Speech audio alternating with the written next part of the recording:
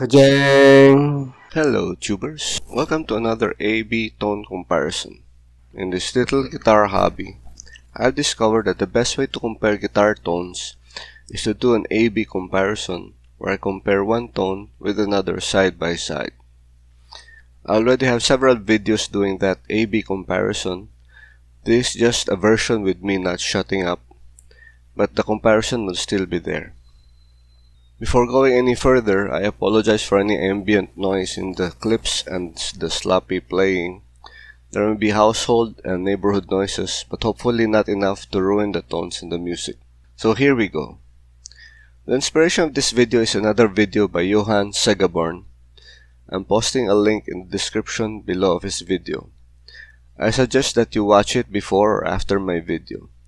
The man is really into the guitar tone and amps and guitars, and he can play too.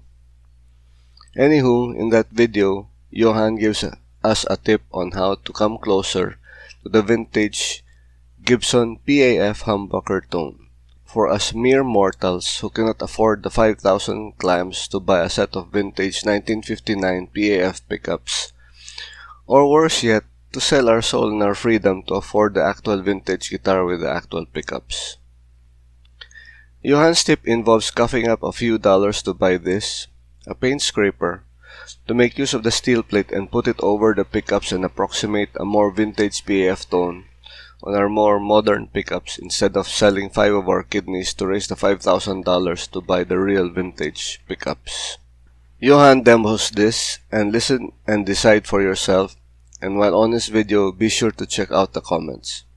Jokes abound that the 1959 paint scraper will produce better tone than a modern one, and a scraper with a tonewood mahogany handle will produce better tone than our ordinary plastic handles. In these comments, there are also several technical explanations on why a steel plate equals better vintage tone, but I won't bother going to the science of it because I don't know anything about magnets. Anyway, check it out yourself and make up your own mind. As for me, I went to the forums to find out what other people had to say. It seems that a lot of guitar enthusiasts know about this, like some kind of little hidden secret, this putting a steel plate over the pickup, and some boutique pickup makers actually sell a steel plate that we can put into their pickups for that particular effect. So okay, paint scraper on top of the pickup equals more vintage tone. Now this presented some problems for me. I would have to adjust the pickup height so that the additional steel plate would not touch the guitar strings. And of course, to address the 400-pound gorilla in the room, no guitarist would want to be seen playing to an audience with 2 paint scrapers hanging from his guitar. So I thought, well, maybe the steel plate can be placed under the pickups instead of over. Now, I'm sure there is a difference in magnetic inductance and flux lines if you put the steel plate under and not over, but because I don't know enough of the science, I decided to just try it out. Now a disclaimer. Human ears are similar but not exactly the same, meaning what I hear will not be exactly what you or anyone else will hear. Tastes will also differ, so it's perfectly natural for us to be subjective with what we hear, and my remarks here are my opinions, and what I hear and like may not be the same as to what your perceptions and preferences are. To begin, I had a set of 2004 Gibson Burstbucker Pros, or BB Pros for short, which I installed on a 1990 Gibson ES335 Studio. BB Pros are what they put on Gibson Les Paul standards. It's not a bad pickup, definitely better in my ears than the original pickups of the 335, which were a Burstbucker 2 and 3. I have an A-B comparison video for those pickups in the description below. Right away, I saw the first problem. The underside of the pickup isn't a flat surface. There's a flat surface for the row of lugs, and screws sticking out for the row of screws. So even if I installed a steel plate on the underside, surely the magnetic wachama thingy wouldn't be quite the same as a flat surface on top of the pickup. I could have unsoldered the pickup cover, added the steel plate between the bobbins and the pickup cover, but I wouldn't want to ruin a perfectly good set of pickups for this experiment. Next, I didn't have steel plates and I couldn't be bothered to buy them. So I decided to use coins instead. In my country, our coins are of so low value that they are steel and magnetic. So I kinda thought that they would do in place of the steel plate. And using today's exchange rate, that's about 15 US cents of vintage stone goodness total for both pickups. And even if I had steel plates, it would be a major production to cut the steel plate to fit the pickup and drill holes for the protruding screws. Like I said, I had AB'd the BB Pros before and they sounded good, so this was more of trying to make a good set of pickups sound better than a total pickup overhaul. I did the lazy thing and taped the coins underneath the pickups and made a tone comparison of before and after the 15 cents of vintage tone goodness. Before we go into the tone comparisons, let me try to make some sense of the vintage PAF tone. So what exactly is the vintage PAF tone and why is it so insanely sought after by many guitar tone hounds? Whether it's the kind of wire or the magnets or the age of the magnets and the wire, we won't go into that. But they say that the vintage pickups have more tonal clarity in contrast to the muddiness of the more modern pickups. The they in the statement is literally everyone who has played a real vintage Gibson guitar. Modern pickups sound harsher or more brittle, while the vintages sound creamier and rounder. Funny how guitarists use adjectives to describe tone, but they're usually right on the mark. Now to clarify, from my experience when I speak about modern pickups, the 20th century pickups were muddy, and the 21st century pickups were a lot clearer but more sterile. So the vintage tone equals clear but not brittle or harsh, creamy and round but not muddy. Finally, from my own limited experience, I think that the 21st century modern pickups sound a bit sterile.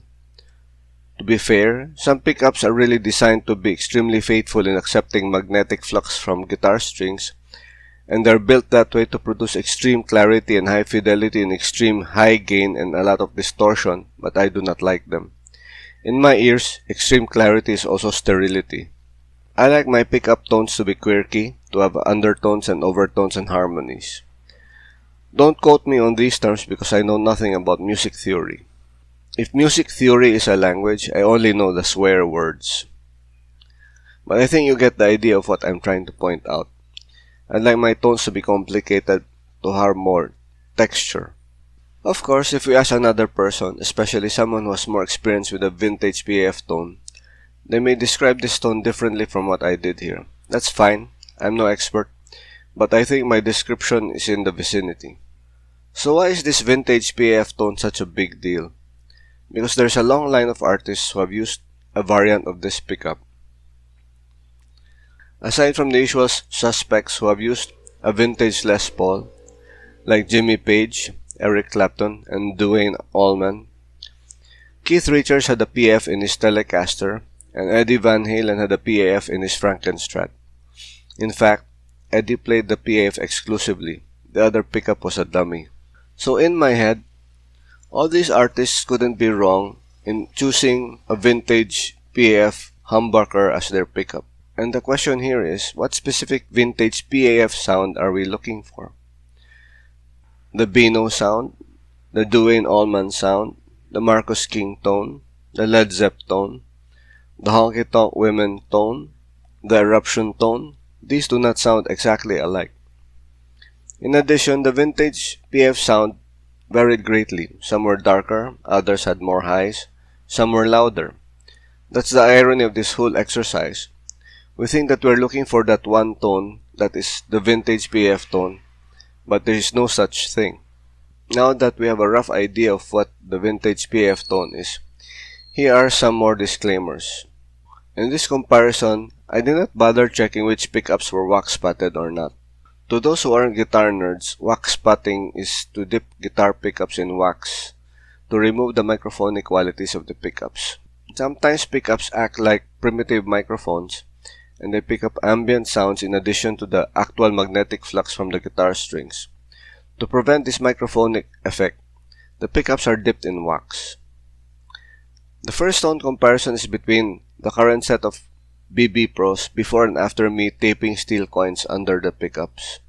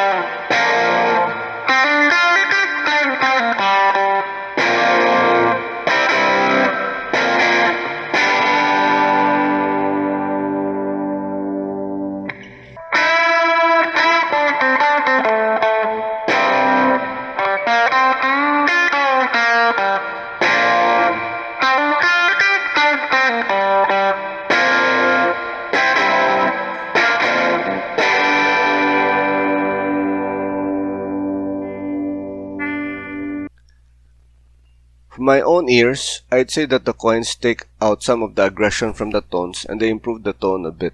So overall, I'd say that the coins are an improvement, albeit a very minor one. To me, that's alright. I'm just making a decent set of pickups slightly better. Besides, the mod is minimally invasive, so I'm keeping the coins in.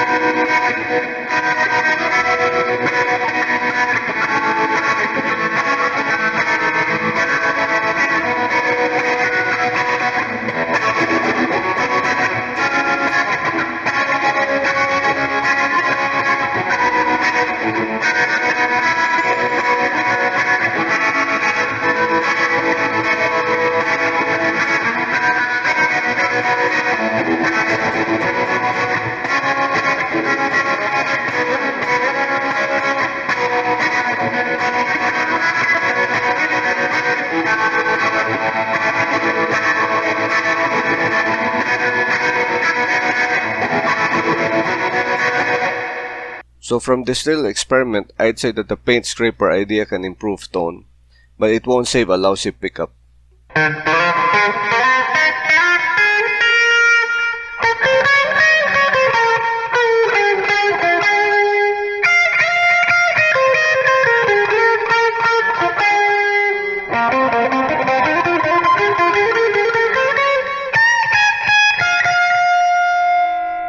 The next tone comparison is between these same modded pickups with two other guitars. A Les Paul copy with Gibson custom backers that seem to come from an R8 of indeterminate year, and a 1979 Greco SV800 with Maxon PU2 pickups, just to compare how vintagey the modded pickups got to be. Granted, it's not a very scientific comparison. They are different guitars, but just for fun and in the name of science, let's check out the difference.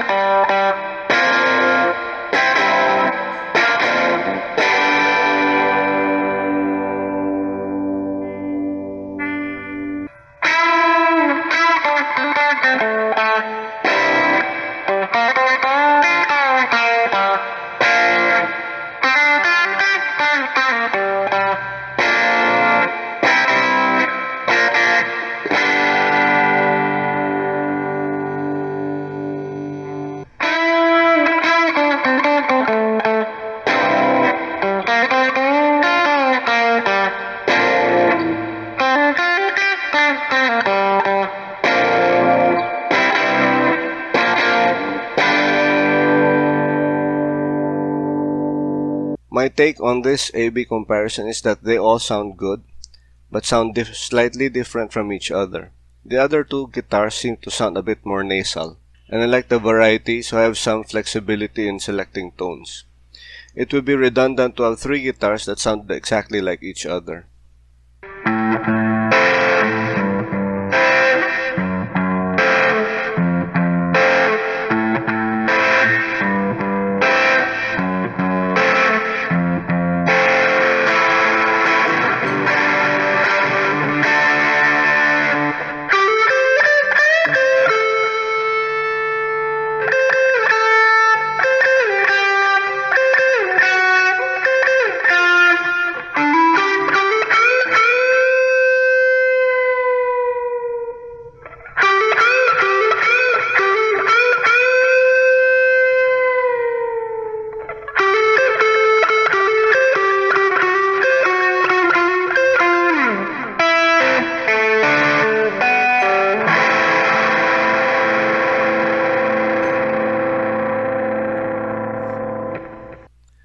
Now that the comparisons are done, let me just say that this is strictly an A-B tone comparison.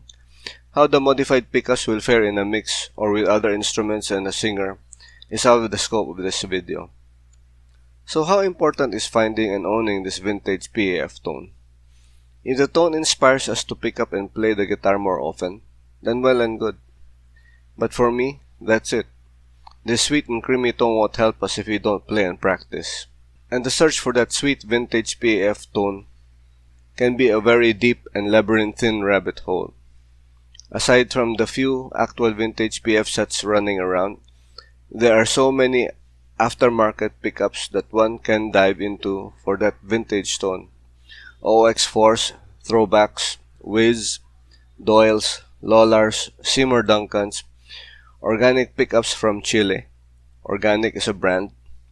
Onamac, Raylander, Gepetto, Lambertones, circa 1980 Maxon Dry Z's, and I'm sure there are more brands that I missed.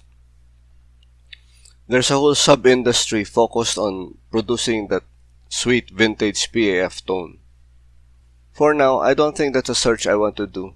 Sure, I'll be on the lookout in the used pickup market for these brands, but I'm quite happy with the tones that I have right now. For all the time and money spent on nerding on the vintage PAF tone, I'd rather learn songs and practice instead.